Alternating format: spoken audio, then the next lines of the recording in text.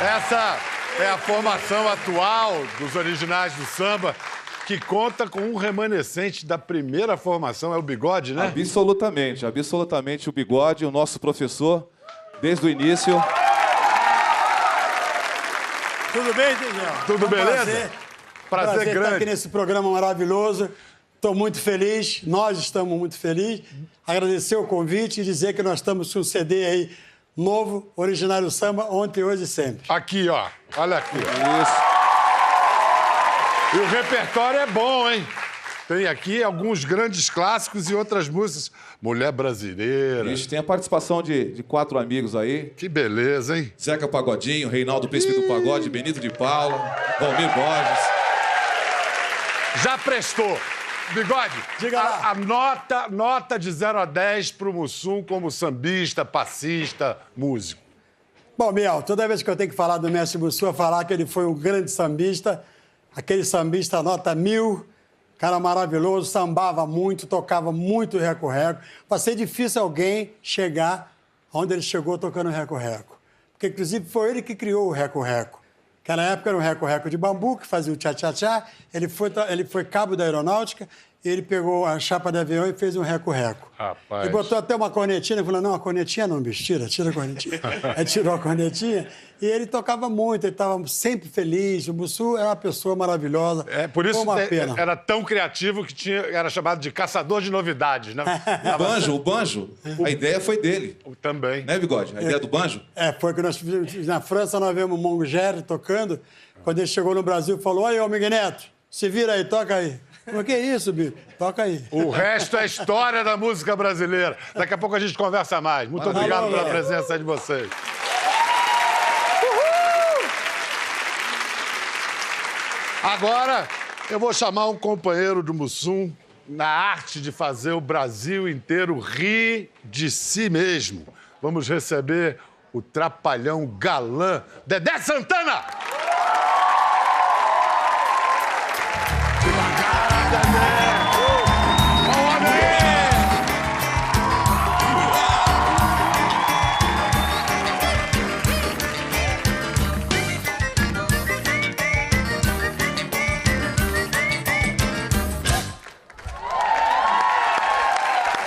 Mas, ó, esse é profissional mesmo. Eu vou abrir aqui, não era pra falar, não, mas ontem ele quebrou um dedinho. Mas é tão profissional que já entrou sambando, com o dedo quebrado. Vem cá, quando foi que o Mussum chamou primeiro a sua atenção, quando ele ainda era do Originais do Samba? Foi assim, eu tinha montado um show aqui em São Paulo e nesse show trabalhava o Jair Rodrigues. E eu falava, Jair, você é muito engraçado, cara, você devia fazer alguma coisa cômica. E para lá ele dizia, não, um dia eu vou te apresentar um cara engraçado. E chegou um dia que ele me convidou para almoçar, eu fui lá e estava o Mussum. Ele me apresentou o Mussum. E o Mussum nunca mais me largou, rapaz. A gente virou irmão, amigos. E quando ele fazia show, me convidava, eu achava ele muito engraçado. Mas ele tinha um negócio de falar com um S no final. E eu chamei ele e falei, Mussum, vem cá, que sacada é essa? Você fala com um S. Ele falou, rapaz, Chico Anísio. Chico Anísio me convidou para fazer uma escolinha. E eu falei para ele que eu não sou comediante. Ele falou, é simples, você põe um S no final das palavras. Como? Aí o Chico falou para ele assim, fala tranquilo. Ele falou, tranquiles. Isso. Fala sossegado. Ele falou, sossegades. Isso. Aí o Mussum pensou bem e falou, Chico, e se eu tiver que falar que pena, como é que eu faço? Fala que perus! Aí o Chico deu risada. Aí ele falou, o Chico deu risada e falou, você nasceu comediante, meu camarada. E um dia nós precisamos aumentar o programa nosso, que não era Trapalhões, era Os Insociáveis. Isso, na Record. Era só Dedé e Didi. Aí precisavam aumentar o programa, porque a gente estava ganhando do Fantástico. Olha, rapaz... Seu Boni não ficou feliz, não. É um perigo falar isso. Não, mas o fato é que, por causa disso, que eles foram acabar na Globo, né? Quando você não pode competir com alguma coisa, você faz o quê? Aí eles falaram assim, E aí o Didi, que estava escrevendo o programa, ele falou, rapaz, mas para aumentar o programa só em 2... Aí eu vi que os filmes americanos, hoje não pode falar, mas na época eu falava negão, né? Os filmes americanos sempre trazia um afrodescendente. Aí o Renato falou, boa ideia, mas quem? Eu falei, eu tenho negão. Eu tenho negão. Aí eu fui atrás dele. Fui lá e insisti. Ele falou, ele nunca me chamou de amigo nem de Dedé. Era sempre de compadre. Ô, meu compadre. Eu falei, Mussum, não, meu compadre, eu não sou comediante, eu sou tocador de reco-reco. Eu dizia, você é comediante, você que não sabe, né? E como é que foram as primeiras atuações dele como Bom, aí comediante? eu consegui... Tremeu? Não, eu ia para casa dele para ajudar ele a decorar. Mas o Renato Aragão foi muito inteligente, porque ele botou ele só nas piadinhas. Ele entrava, por exemplo, ele fez o primeiro programa que ele fez com a gente, ele era o nosso cozinheiro. Aí tinha uma explosão, brum. Ele entrava, o que foi? Ele falou, a comida hoje vai ser diferente. Vai ser o quê? Arroz de tetes. Como arroz de tetes? É que a panela explodiu e o arroz está todo grudado no tetes. Mas o personagem do Mussum chegou pronto? Ele nunca foi personagem, foi ele mesmo. É? Eu reputo os Trapalhões assim. O Zacarias, o grande ator. Isso. O Mussum, o grande comediante do grupo. Porque ele, na televisão, fora da televisão, ele era sempre engraçado, né? Ele botava apelido em todo mundo, em mim. Todo mundo contava os casos, eu sentava no chão e dava risada. Dedé e Didi não, são 2 palhaços de circo.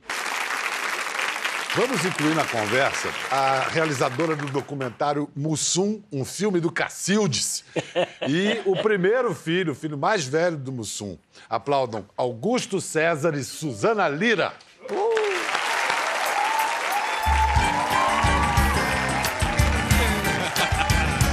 o balanço aí.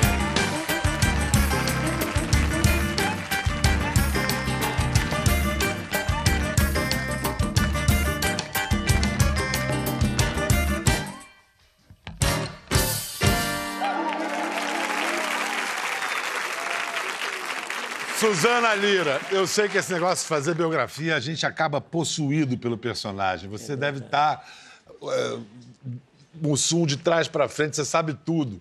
Esse episódio da infância dele, que é tão bonito, que quando ele aprende a ler, a primeira coisa que ele quer fazer é ensinar a mãe a ler também. Como é que você interpreta isso? Isso é uma característica da personalidade dele? Qual? Ele só tinha eles 2, né? Ele tinha uma irmã, mas ele não conhecia o pai dele. E a mãe era muito preocupada com a educação dele, colocou ele no internato. E ele estudou nesse internato durante 9 anos, né, Augusto? E quando ele aprendeu, ele ensinou para ela. Eu acho isso um ato de amor profundo, assim, de afeto. Eu acho que isso marca a personalidade dele para sempre, assim. E essa preocupação com a educação ele teve com os filhos também, que eu acho muito interessante, assim, na personalidade. Ele era muito rigoroso com os filhos. Diz que era um pai... Esse aí era para ser jogador de futebol, né? E ele não, vai estudar. E hoje é meu advogado, né? Ah, é advogado? Uma coisa que seu pai tinha, Suzana mostra isso no filme, ele era muito disciplinado. Ele sempre foi disciplinado ou ele aprendeu isso na aeronáutica? Acho que foi na aeronáutica. Mas, assim, a mãe dele também é uma pessoa muito dura, muito rigorosa Dona com Malvina. ele. A Dona Malvina, né? O Augusto Ela sempre foi bastante rigorosa, sempre cobrou muito dele também. E ele enfim. cobrava muito de vocês, eu me lembro. eu acho que brigava isso... com ele várias vezes, mas não faz isso com os meninos, não, tem que estudar. Primeiro tem que estudar. Ele falava da infância e da juventude dele para vocês? Ele, engraçado, ele não comentava, ele é uma infância pobre, né? Enfim, passou por muita dificuldade. E acho que ele tinha uma certa dificuldade em acessar. Ele falava, assim, sempre de coisas boas. Ele não gostava muito de ficar com aquela coisa de vitimismo, ele era vitimismo zero. Uma das coisas mais bonitas que eu vi do legado do Mussum, já fiz outras biografias, mas foi a união dos filhos, assim, né? São 5 filhos, um filho de cada mulher, e eles são muito unidos entre eles. Isso é muito raro de se ver. Eles se preocupam muito com a memória do Mussum, assim, foram muito colaborativos com o filme. A gente tem um acervo muito rico no filme, graças ao Augusto, que trouxe esse acervo para dentro do filme. Então, assim, eles cuidam muito dessa imagem. Isso é muito importante para o artista brasileiro e para nós, documentaristas, que precisamos disso para poder fazer bons filmes, né? E olha, 5 filhos de 5 mulheres diferentes, o cara é um malabarista, né? É uma... Se torna um malabarista. Não é, não? E ele levava na boa, né? Não deixava ninguém... E era pai presente, que eu acho muito, muito interessante, assim. Ele é de uma outra geração, né? Onde os homens, essa coisa de assumir filhos fora do casamento, não era o padrão. E ele assumia... E ser pai, para ele, estava sempre em primeiro lugar. Eu acho isso muito um exemplo, sabe? Para as pessoas, assim. Porque né, é tão fácil você, sendo uma celebridade, você recusar, né? Esses filhos fora do casamento. E é uma vida que exige muito mesmo, né? É isso mesmo. Exatamente. Vamos ouvir a história de como ele foi batizado de Mussum pelo gênio da cultura brasileira, Grande Otelo. É verdade.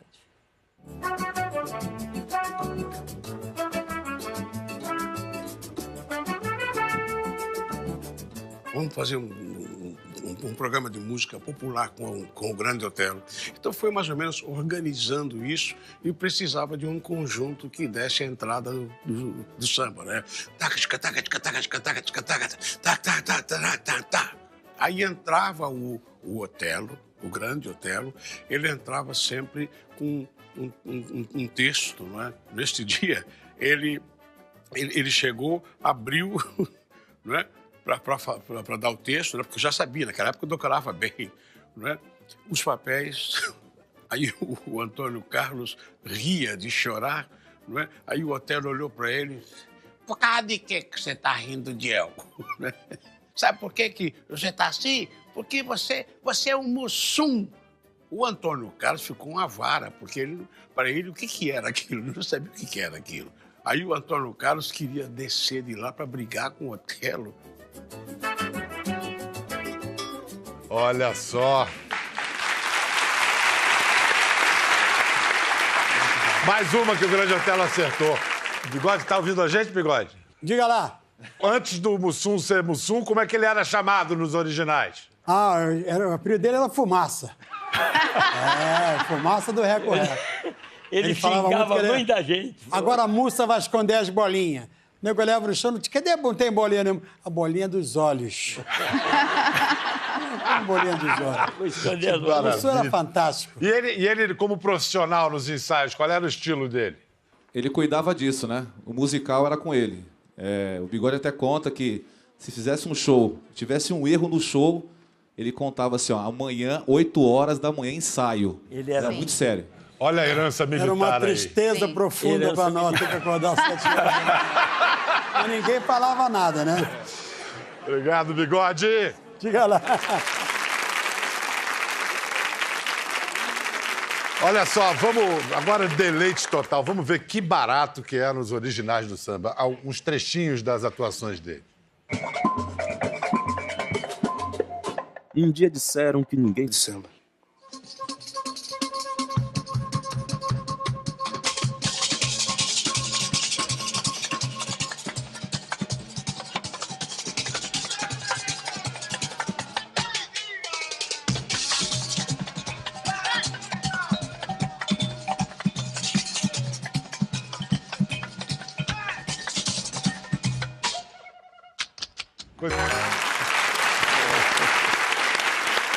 É o Mé. Não, essa é atual e o Mussum continua atual. Na internet, parece que ele foi feito sob medida, né? Sim. Exato. Como é que a família leva essa brincadeira dos memes, hein, Augusto? Como é que vocês estão? A gente curte bastante, a gente gosta. Toda, assim, impossível passar uma semana sem receber alguma coisa, meme, ou vem um quadro através via WhatsApp, enfim. A gente gosta, a gente curte bastante, a gente manda Tem a pegada do S no final, mas tem alguma coisa na expressão dele que... Exatamente. Eu acho que é de rir um pouco da nossa desgraça também, sabe? Eu acho que ele tinha um personagem que eu acho que o Mussum e o Antônio Carlos eram pessoas diferentes, assim. Eu acho que ele tinha humor. Eles tinham esse humor como parte da vida. Mas ele era um cara que, eu acho que o José Alzito fala isso muito bem no filme. Ele é um tipo de homem que é difícil você retratar no humor, por exemplo. Porque ele é zero estereótipo, né? Quando a gente fala assim, porque ele tinha disciplina, e a gente se espanta com isso. Por quê? Porque a gente estava acostumado com o estereótipo de um homem negro que bebia muito e que vivia, malandramente. E, na verdade, a gente sabe que ele não era assim. Eu acho que o sucesso dele, o fruto de tudo que ele está colhendo até hoje, né, que os filhos vão colher, e que a gente é dessa disciplina dele, sabe? Ele é um cara extremamente rigoroso com tudo que ele fazia, e fazia muito bem. Olha só, vamos mostrar um sketch, uma cena dos Trapalhões que hoje eu acho que não ia pegar bem. Seu Piruzzi, o senhor é do sindicato? Da rapaziada que vai à Lutz? O senhor mata o bicho? O senhor sabe beber socialmente? Então tá convidado pra dar uma beiçada. Pode? Vai. Deixa aí primeiro. Beleza? Vai. Dá uma pancada. Aê, compadre, isso. Limpa o bigode. Quando eu pego na garrafa, né? Acaba. Quando nós pega na garrafa, né? Acaba. Ô, né? Meu amor, né? Nós bebemos as garrafas e não sobrou nada pro Dedé. Nós somos do sindicato. Tu é ponta firme, meu, viu? Em meia hora nós demos uma beiçada, matamos 6. 6. Ô, moça, tudo bem? Tá tudo aqui, agora só falta matar o peru. Se tocar um dedo no meu amigo, eu te mato! Eu te mato!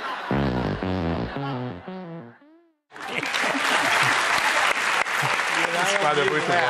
Vamos dizer que essa pode não ser politicamente incorreta, mas é animalmente incorreta. Eu acho que hoje em dia o pessoal de proteção de animais, que é um pessoal radical, não ia gostar, não. Na época... Mas o Peru bebeu mesmo ali. Bebeu. Bebeu mesmo. Pior que bebeu.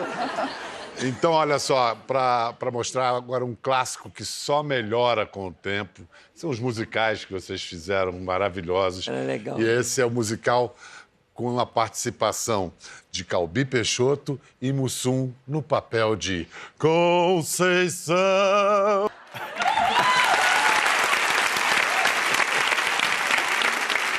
Agora, hoje em dia todo mundo diz que maravilha, os Trapalhões, todo mundo adora, mas olha, apanhavam da crítica. Vocês eram massacrados. Como é que o Mussum reagia às críticas? Ele não ligava, não. Tava nem aí? Não tava nem aí para isso, né? A gente apanhou muito da crítica, né? Bastante. Até que no Pasquim começaram a falar bem da gente e tal. Aí o pessoal começou a dizer que assistia os Trapalhões, né? Mas todo mundo dizia assim, eu ia passando no quarto da empregada e via. O que você acha que era isso, Suzana, esnobismo intelectual? Eu acho que sim, e acho, por exemplo, eu fui criada no subúrbio do Rio de Janeiro. Todo o acesso que eu tive ao cinema nos meus primeiros anos de vida foi vendo o filme dos Trapalhões. E aquilo me encantou profundamente a ponto de me tornar depois cineasta. Então, assim, aquilo tocava, as histórias me emocionavam demais. Aqueles homens, né, o Didi, o nordestino, tentando salvar uma mocinha, ou então tentando salvar alguém de uma situação difícil, o Mussum, todos eles. Então, assim, a magia do cinema entrou na minha vida através dos Trapalhões. Então, tem um valor cultural, acho que imenso. Incrível, porque no Brasil, que a indústria do cinema é uma montanha-russa, todo ano tinha filme dos Trapalhões. 2 vezes por ano, né? E recorde de bilheteria. E eu acho que até hoje, se pegar os 50 maiores bilheterias... Sim. Acho que tem ainda 6 ou 7. Que estão ali... Dos 50 filmes de maior bilheteria, 25 são dos Trapalhões. Caramba! É, muita coisa. Gente...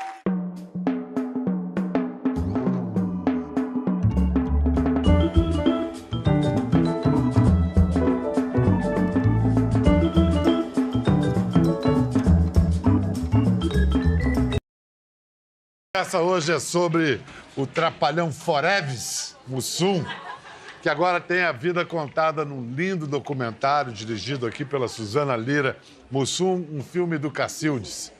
Olha, a gente recomenda, viu? Porque só por esse aperitivo do programa já dá para ver que o filme é uma delícia. Temos também aqui o Augusto César, o primogênito de Mussum. Tudo que Mussum era extrovertido, esse cara ficou tímido, né? Tem jeito. É pai e filho, é assim, não tem jeito. Não puxei ele, não. E Dedé Santana, nosso querido Dedé.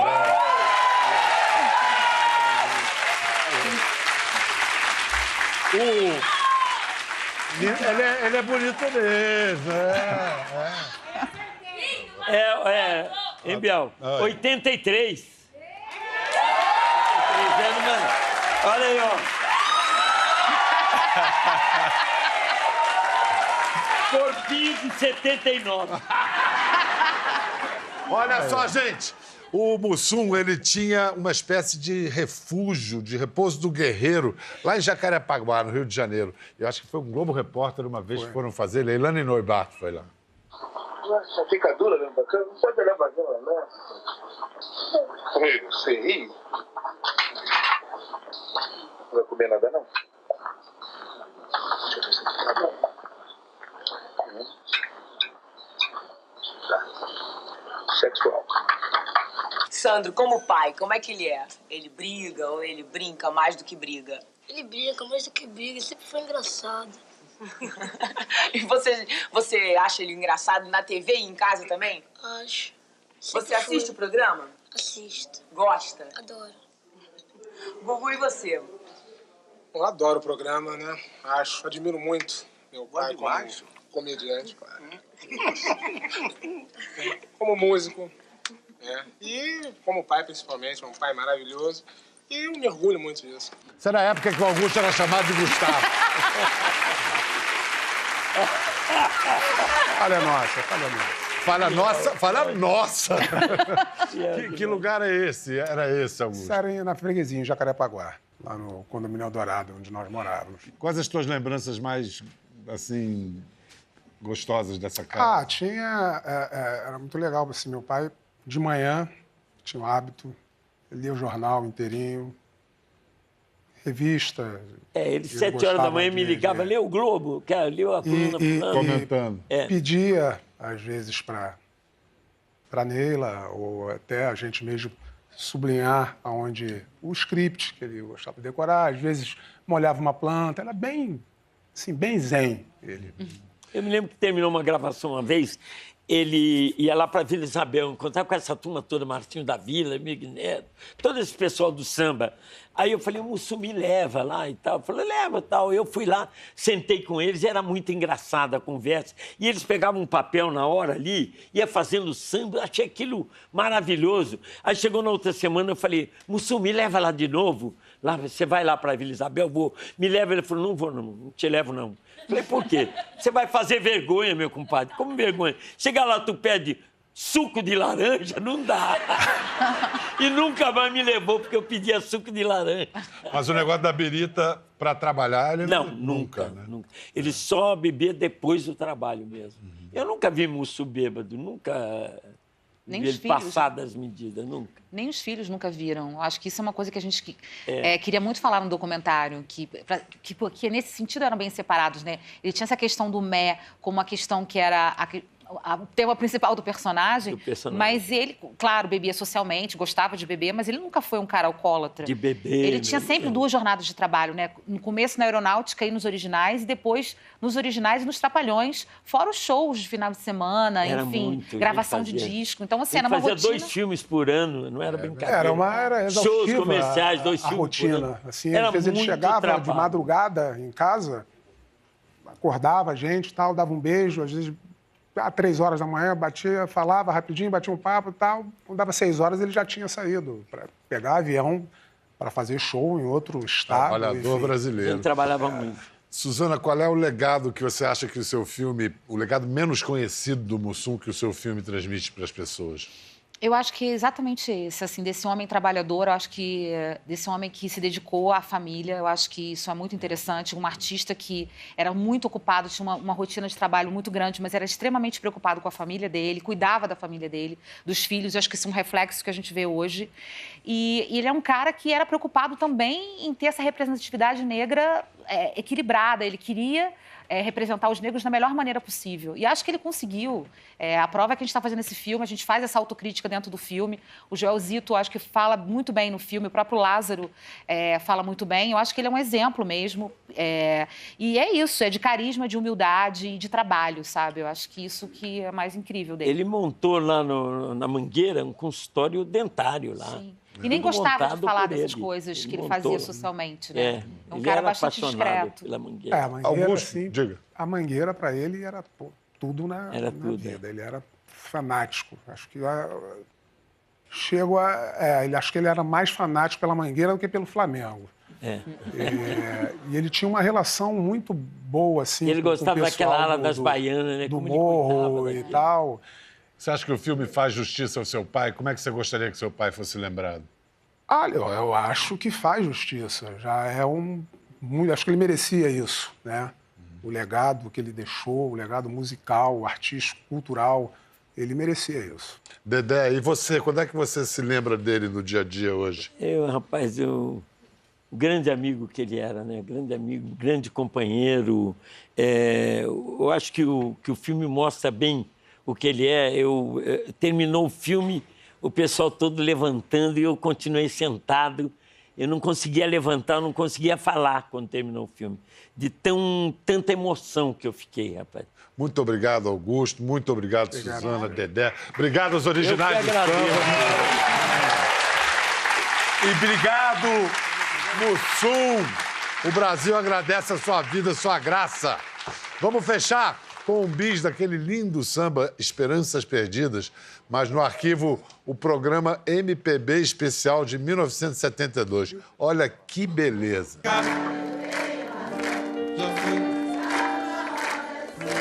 O samba é a corda, sua canção. Não posso ficar, eu juro que não. Não posso ficar, eu tenho razão. Já fui batizado na roda de bamba. O samba é a corda, eu sou a caçamba. Não posso ficar, eu juro que não. Não posso ficar, eu tenho razão. Já fui batizado